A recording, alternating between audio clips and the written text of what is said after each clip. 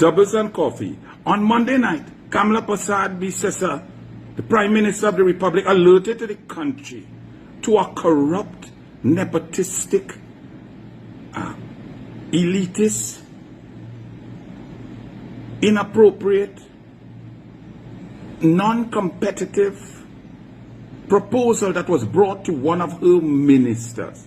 One that showed favoritism, graft, corruption, nepotism, collusion, lack of process, lack of propriety, and one that was totally unconstitutional.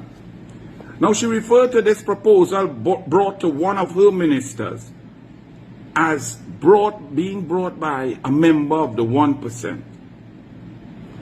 Now, this fella called Anthony Wilson, who I know is a PNM, I've been having debates with him since 2008 when Patrick Manning and the PNM wanted to bring a smelter plant to Trinidad and Tobago, one without scrubbers, one with Chinese technology, with old technology, which would have given populations to be born cancer down in Chatham, country people.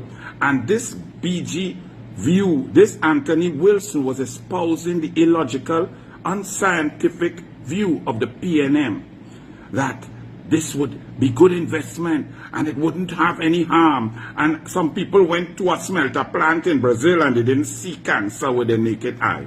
Just to let you know that back then, I told him he was a PNM, I told him he was biased, and I proved to him that he was. But he's still writing. But today, I tell you that I'm here to analyze something written by Anthony Wilson of The Guardian of the PNM's K-Pax, the Guardian of PNM propaganda.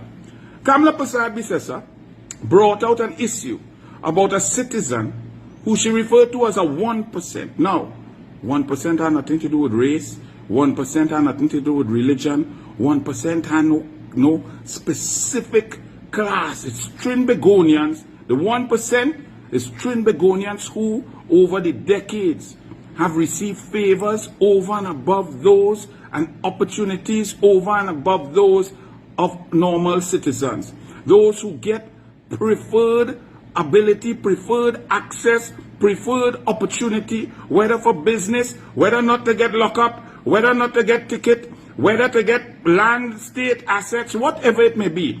That's the 1%. So that has nothing to do with a race. So someone, Kamla Bisesa said, brought a proposal to one of our ministers that said they will get land, they want land at Invaders Bay. Now this is state land. This is land that belongs to each and every citizen of the Republic of Trinidad and Tobago. And the proposal said that if they get this land, that the Republic Bank will give them a loan to construct a building. They will construct a building on said state land. And then the Republic Bank will rent out or lease out that building for a sustained period, therefore making the project profitable. Now, Anthony Wilson writes in The Guardian and asks the Honorable Prime Minister a few questions. Now, the Honorable Prime Minister will not waste time with Anthony Wilson, but the Douglas certainly will. So I will answer all his questions. However, let me tell you first and foremost, how did this person get access to land at Invaders Bay? What was the process? Was it advertised? Did every citizen in Trinidad and Tobago have an opportunity to gain access to this land? To go into a bank and say, hey, I have great access to this land. Can I make a proposal? Could you please loan me this money at such and such an interest rate, and I will build a building of X amount of floors, X amount of square footage, and then you will lease it from me at X amount per square foot? How would this person get this land? Because let me read something for you first, before we go any further, because it's clear that Anthony Wilson has no clue about the law, about the Constitution, about fairness, about propriety, about procurement, about tender process, about equity, about competition, and about opportunity for all. But let me read from the Constitution of the Republic of Trinidad and Tobago in the preamble part B, respect the principles of social justice, and therefore believe that the operation of the economic system should result in the material resources of the community being so distributed as to subserve the common good, not the good of the 1%, not the good of those preferred, not of the good of those who have access to PNM, not to those who have shoo-shoo access, the common good, that there should be adequate means of livelihood for all, that labor should not be exploited or forced by economic necessity to operate in inhumane conditions, but that there should be opportunity for advancement on the basis of recognition of merit, ability, and integrity. The referred to 1% are those who have gotten opportunities not based on merit, not based on ability, not based on integrity, but based on knowing PNM, having access to PNM, getting favors from PNM, getting secret deals with PNM. That is not a race. That is a people who are preferred, whoever they may be, however they may look. The Constitution of the Republic of Trinidad and Tobago continues, Mr. Anthony Dunce Wilson, have asserted their belief in a democratic society in which all persons may, to the extent of their capacity, play some part in the institutions of national life and thus develop and maintain due respect for lawfully constituted authority. Now, what does this mean? It means that everyone, when you're dealing with state resources, must have an opportunity to take part, to benefit. No one, no 1%, no 0.5%, no 2% must have access over and above others. So in this case, was this land at Invaders Bay open tender, offered for everybody? Were proposals made? Could everybody and any businessman who desired to build a building, to get a loan from any bank, could go to the bank and say, listen, I'm going to get this land, I'm going to build this building, and then you are going to rent it out for me? How was that possible? How was this businessman, whoever he or she may be, able to go to Republic Bank and do that? Secondly, 1% is not a race. You see, when you get state land and access and you see people building all sorts of resorts and hotels and so on, you wonder how they get it. But I would have liked to do that. Kamla Prasad Bisesa was duly elected to uphold the Constitution and the law. This is what she swore on. This is what she is elected by.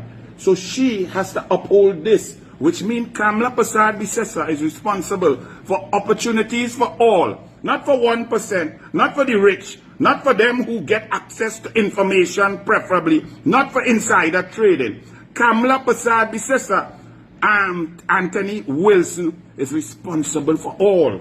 So when I go into it now, this man criticizes Kamla Prasad Bisesa and asks her some questions about whether it was right or proper for her to bring out what she believed to be an unconstitutional, illegal, wicked, unmeritorious proposal brought to one of her government ministers who had sworn on the Bible to allow equal access to resources to every single citizen, no matter where they come from, no matter how they look, no matter what religion they practice, no matter where they live. That is Kamla Prasad Bisesa's first and only responsibility, Anthony Wilson.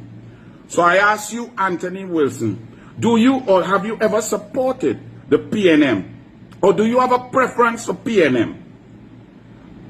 Don't you work for the so-called, as you say, defending the 1%? Haven't you worked there and has your salary not been paid by those who have had access to opportunities? So you are blinded and you cannot be fair and balanced? Let me ask you this. You attack Kamla Prasad Bisesa, saying that she could bring harm to the Republic Bank, one of the nation's greatest assets, and so on. So are you saying that if a corporation is profitable, has great asset, balance sheet and so on, that they could do what they want, that they are above the law, that they are above the Constitution, that if they do not provide opportunities or they provide unfair advantages to some and then suffer others, and there's no equity, that a prime minister must uphold their unconstitutional actions and praise it? If the prime minister sees wrong, whether at the major corporations, whether in her cabinet, whether across the board, upstairs, downstairs, in between, at schools, teachers, sports, neighborhoods, the prime minister must call it out and deal with it. There's no one, no matter how rich, above the law. Anthony Wilson, you made yourself a complete buffoon. You talk about Republic Bank. What about these questions? How did Republic Bank, this great asset you're talking about, give Nikwan 120 million US dollars, which is now a bad debt? How come Alison due diligence Lewis was a permanent secretary who told the government those assets that Nikwan later got for peppercorn, 10 million cash and 25 million preferential shares, which are worth nothing, and they collapsed and they never made $1. Now they're owing half $1 billion in US. How was Alison due diligence Lewis a permanent secretary? Then she came off and she was on the board of Nikwan and on the board of Republic Bank. Did you not ask the PNM or ask Alison Lewis or ask Gill of Nikwan? How was this possible? Did you not ask the shareholders or the chairman or the board of Republic Bank or the managing director? Hey, how was this happening? How could a woman be on your board and on the Nikwan board and they get preferential treatment for 120 million US loan, which is now lost? The people, the shareholders, the taxpayers have lost that and we have to recoup it. You didn't spend your time asking that. You come in to protect people who have privilege, who are not based on merit, who can get access to state land in order to make money and make proposals. Well, you see, Kamla Persad-Bissessar believes that if there's going to be any proposals done for any state assets, that you must get value for money and everybody must have an opportunity so to do. So if there's going to be any land in Invaders Bay and so on, it will be done according to procurement regulations with full advertisement, full knowledge and full access, because Kamla Persad-Bissessar will uphold this. What about, you are talking about the Republic Bank and the Forex issue? And how would Kamla attack banks? Well, Kamla Persad-Bissessar has a responsibility for all to get access to, for example, foreign exchange. Over the last 9.5 years, people have not been able to get foreign exchange. People who have children abroad are told by PNM ministers that they're stupid to have their children out there if they can't get US. And only certain people are getting millions and millions of US. And when Jawala Rambaran, former central bank governor, was saying, listen, this is wrong, and he's going to divulge the unfair, the 1%, meaning those receiving favors, those receiving US over and above all the citizens, you see, we are governed by this, Anthony Dunce Wilson. So what did the PNM do?